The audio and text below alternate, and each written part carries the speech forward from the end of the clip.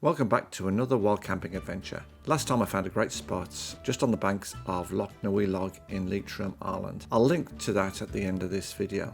But this time I'm parked in the same location. It's a secluded spot just off the Leitrim Way, but I'll be heading in the opposite direction. My goal today is going to be Loch Strand. Now it's perched at the top of a ridge leading up to Lachla Mountain at 449 metres. Along the way there are two other lochs I'll be passing. Now these are perfect markers for map and compass navigation practice, which I'll be continuing to do as in my other videos. So let's get started. The terrain hasn't been as bad as I thought. Yeah, it is lumpy and heathery, but the heather hasn't been so far catching my feet. So hopefully this will continue in the same vein as it did last week. As I get to the ridge here, I might even be able to see down the hill and to the loch that I'm aiming at. Okay, all right, so there's the loch. I said 32 minutes to it, or not this side of it, but the far side of it, and I'll be taking a left and heading up that ridge. Actually, I can see some of the ubiquitous wind turbines up there. I hadn't realised. Might be pitching up amongst them, I don't know. Hopefully not. Planning for the right hand side of that loch, simply because on the map it's showing a stream exiting from the left hand side, and I don't know how wide it is. If it's not too wide, I'll cross there, otherwise it'll be the far end, because it's clear on the right hand side.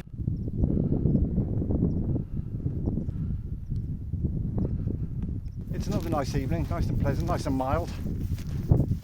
One layer has already come off. I should have started with my warmer top off, really. What's the saying there? Be bold, start cold. Well, it was cold when I started, but it soon warmed up, especially over this terrain and with the heavy pack there. So about a 35-pound pack tonight. Good training anyway. So I'm going to get a number of miles in this evening. Should be doing this once a week now at the moment. So that'll be strengthening the legs up, ready for the Downard 7-7 challenge in a few weeks' time. Hopefully, anyway, we'll see. I'm still using my Android phone. I chased up the GoPro today, and it's still not on its way yet. It is far more awkward using the phone. I think it's probably okay. I don't know what the sound is like. I've taken quite a few videos now of wild camps, and I haven't got around to editing them, so by the time this goes out there should be a few more. It's just practice anyway, even if they go nowhere, even if it's only me whoever watches them. It's just getting out there and practicing talking to the camera. So I'm at the end of the loch here now. I'll just check the time, and I said 32 minutes, so we'll see what we got. That's 31 minutes 16 seconds, and that's not a fiddle. So that's good. The main thing for me is that I know that if the flag was down, the weather was bad, and I couldn't see a few feet in front of me, I'd have got to this place. I feel reasonably confident in that happening, because I've done it quite a few times. Now, I'm no expert. I'm not here trying to teach anyone how to navigate. I'm just showing you myself doing it, and my successes and failures sometimes. Understanding my pace over this sort of terrain, 3 kilometers an hour, if I don't have to detour too much around bogs and whatever. I'm just going to get up this slight rise here, have a look what's over the hill, and take my next bearing and sort the timing out and crack on. I'm at this point here, just to the tip of that loch behind me, and I'm heading for the tip of this loch here. And then once I get there, I'll be going up a slight ridge up to that loch there and looking for a pitch tonight. Now, I was looking at this and I thought, geez, that doesn't look right. And of course, I've made the classic error. Can anyone spot it? Yeah, it's fairly obvious once you see it there. So I'd lined up these lines here, but I've lined them up 180 degrees the wrong way. So it should be around like this. Now, it was just a simple mistake, but if the weather's down, it's raining, you're being distracted, This is the sort of error that can be made that can throw you 180 degrees off. I've got a bearing there of 230, and it is 1 kilometre from the corner of this lock to the corner of that lock. 3 kilometres an hour, that's 20 minutes. There's just one contour up and one down. It's pretty flat.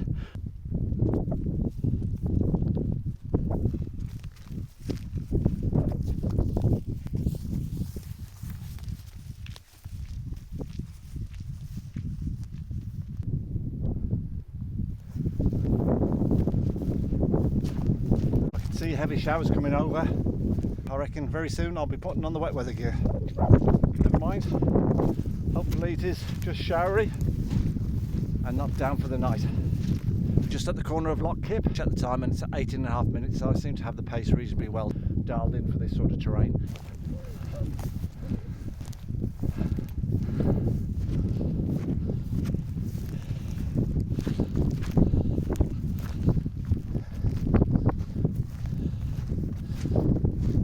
Showers don't look good coming in. I'll just get up the top of this ridge and I should be able to see what's coming at me. I don't know if you can make out behind me where that shower cloud is there now. That's the edge of Ben Bulbin in Sligo. It's actually just disappeared in the midst. Hopefully I'll get a better shot of it later on when it clears.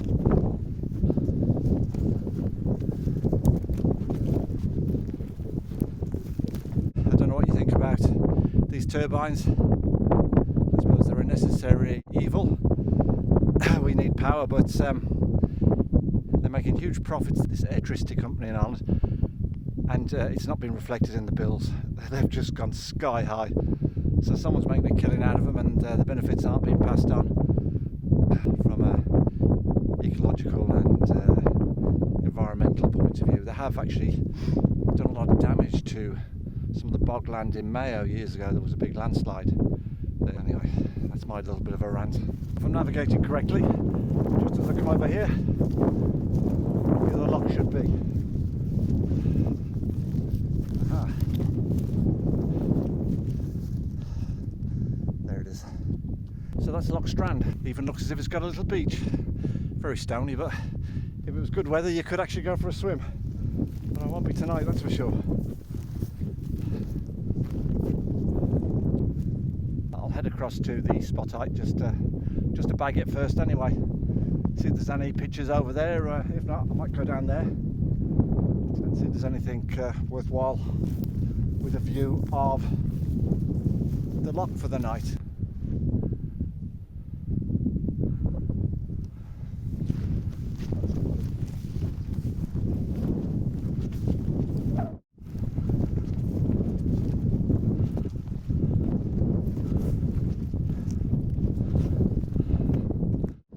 So that's me at the summit of Bollybrack. It's spot height 441. The wind farms behind me, although I thought they were reasonably close, but they're huge things. And the closer I get, I can see them beyond the wooded area, so I won't be going over there, it's too far. So what I'm going to be doing is heading down to Loch Strand, and hopefully there'll be some sort of pitch there. The wind is coming from the west, and that's on the eastern side of the hill, so I get a bit of shelter. What I'm looking for is a nice flat ledge above the loch with no heather, enough space for a tent, perfectly flat, facing east, so I get to see the morning sunrise. What do we think the odds are of finding all of those requirements? Not very many, but if I find a few of them, then I'll be quite happy. I found a reasonable pitch, I think. It's right in between Loch Strand, and there's a little bit of a causeway, or whatever you want to call it, between Baby Loch Strand. This looks like a reasonable pitch, so it's not on a ledge, reasonably flat, and the other thing I didn't mention is to be dry, because it's all very boggy around here, so I think I'm in lucky. So this will do. Light's starting to fade here now, so I need to get back together and get this tent pitched. I'm so lucky this evening, as I haven't been rained on, not yet anyway. I'm sure I will during the night. So it finally feels as if some of the rain is coming in, which is fine, because when I'm in a tent I love to hear the sound of rain. It's a little bit spitting, so I thought we'd just go for a little look down at the loch here before I settle in there for the night and start start cooking. This is like a treasure, a real find up in the mountains where as I was saying before, no one else goes, but wow, it's absolutely fantastic. In the morning, hopefully it'll be sunny. I'm not too sure, I'll have to check the weather, but I can imagine up here on a hot day it'd be stunning, absolutely stunning. Go for a little swim then, but not just at the moment. Yeah, it's great timing that. Everything's set up, just about to get some food on, and it started raining. And I'm nice and cozy here, so peaceful. For the moment, I'm just gonna relax, soak it up, and just chill out. Puts everything into perspective. That's great, I hope it rains all night. Well, if you like the sound of rain on a tent, this is for you.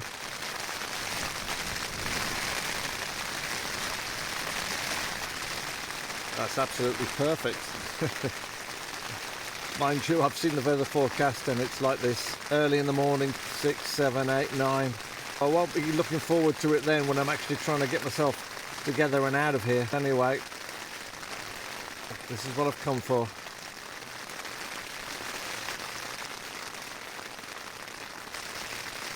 That's great. Oh well. Try and get a little bit of sleep, but I'll just listen to this for a bit longer.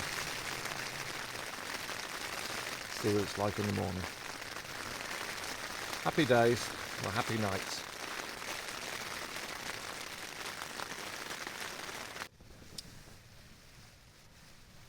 Oh, morning.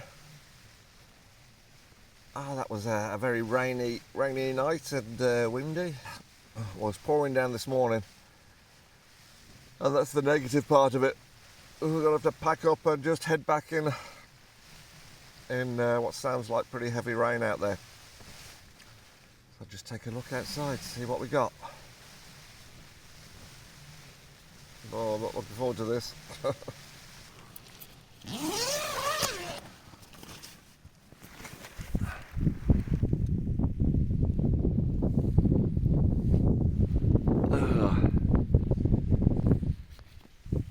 Fairly miserable. I'm down for a few hours, so I have no choice. Well, this is where the compass navigation will come in handy anyway. Well, it's time to make a move. Everything I can is packed away. It's the old Osprey Ether. It's a nice pack, working very well for me. But yeah, it's looking a bit miserable out there. Not raining heavy now, just a bit of spray, but still be a little bit unpleasant getting this away, so let's get on with this. That's all packed away,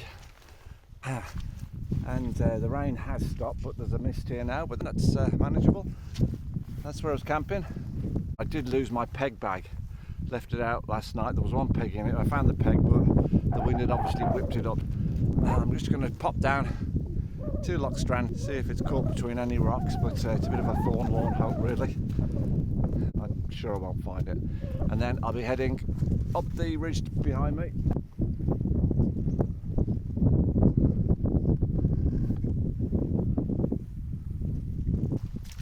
Well, this is interesting. First thing in the morning.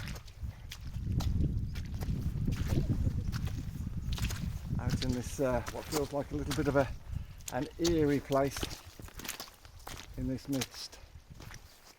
But really nice.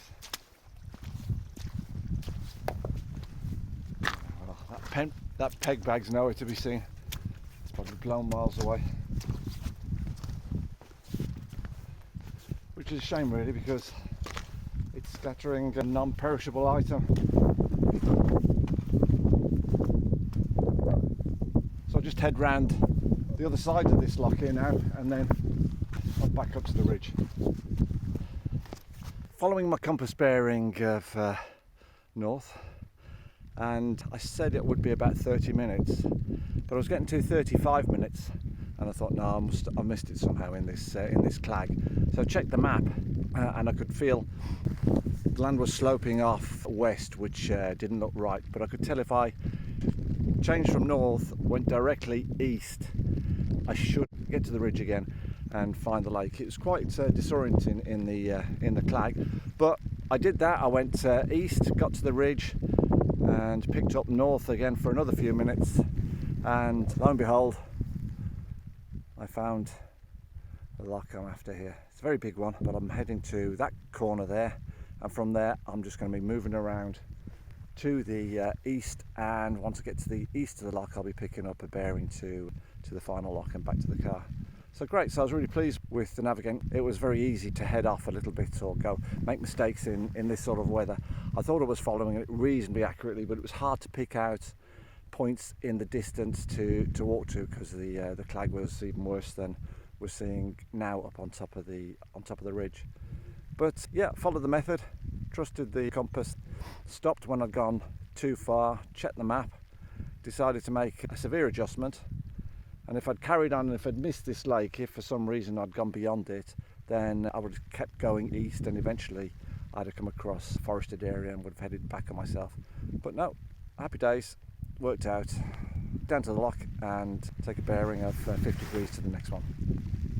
I'm expecting that just over this ridge here will be Loch of Annie, so I'm going to keep going. I haven't cheated and checked, so if it isn't, I won't be showing this part of the video, but it should be.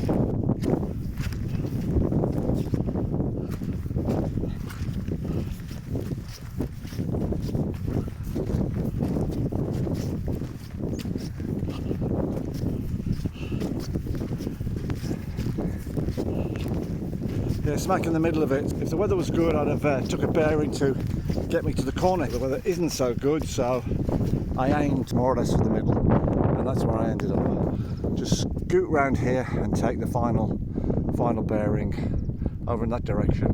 Can't have the phone out too much. It actually already cut out on me once and reset. Must have got a little bit of water in it, so I was worried about that.